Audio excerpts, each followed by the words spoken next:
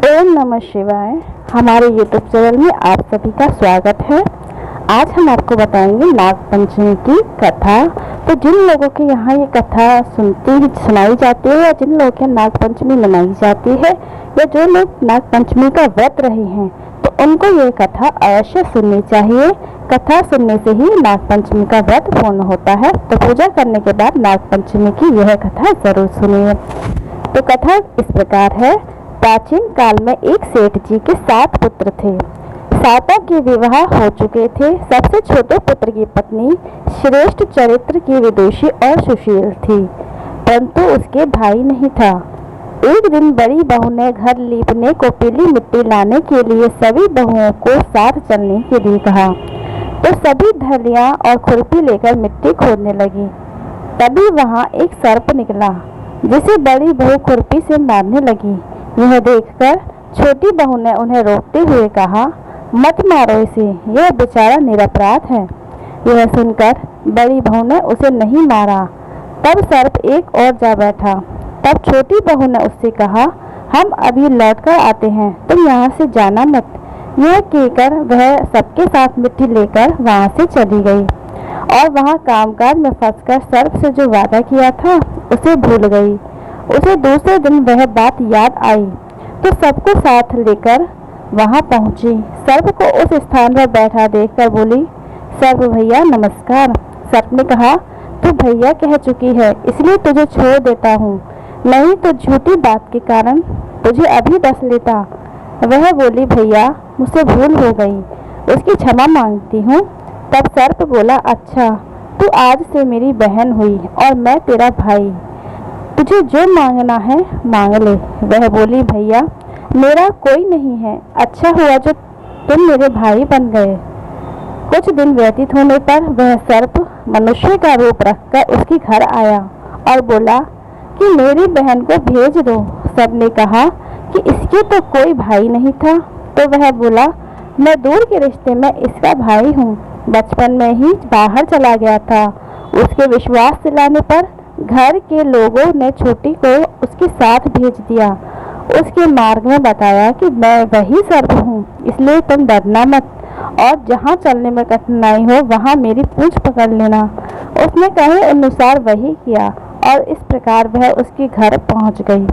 वहाँ के धन ऐश्वर्य को देखकर वह चकित रह गई।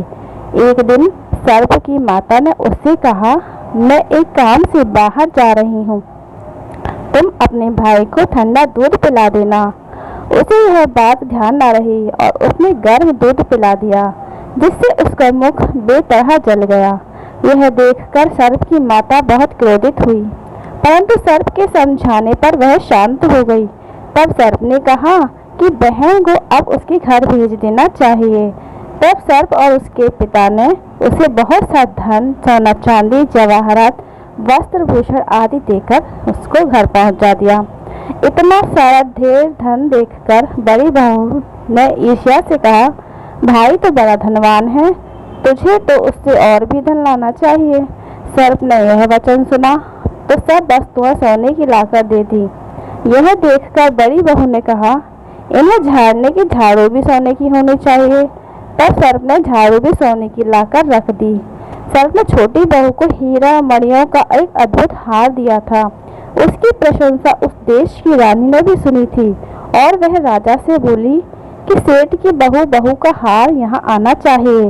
राजा ने मंत्री को हुक्म दिया कि उससे वह हार लेकर शीघ्र उपस्थित हो।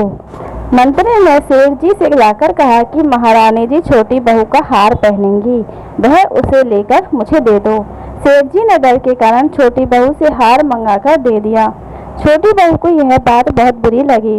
उसने अपने सर्प भाई को याद किया और आने पर प्रार्थना की, भैया रानी ने हार छीन लिया है, तुम कुछ ऐसा करो कि जब वह हार उसके गले में रहे तब तक के लिए सर्प बन जाए और जब वह मुझे लौटा दे तब हीरो और मणियों का हार हो जाए।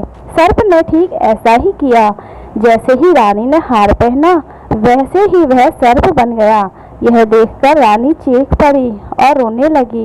यह देखकर राजा ने सेठ के पास खबर भेजी कि छोटी बहू को तुरंत भेजो। सेठ जी डर गए कि राजा ना जाने क्या करेंगे। वह स्वयं छोटी बहू को साथ लेकर उपस्थित हुए। राजा ने छोटी बहू से पूछा, तुमने क्या जादू टोना किया है? मुझे तुम्हें दंड मिलेगा। छोटी बहू बोली, राजन भ्रष्टता क्षमा कीजिए, यह हार ऐसा ही है। मेरे गले में हीरो और मणियों का रहता है और दूसरे के गले में सर्प बन जाता है। यह सुनकर राजा ने वह सर्प बना हार उसे देकर कहा, अभी पहन कर दिखाओ। छोटी बहू ने जैसे ही उसे पहना वैसे ही हीरे और मणियों का हो गया। यह देखकर राजा को उसकी बात का विश्वास हो गया और उसने प्रसन्न होकर उसे बहुत सी मुद्राएं पुरस्कार में दी। छोटी बहू वह अपना हार लेकर अपने घर आ गई।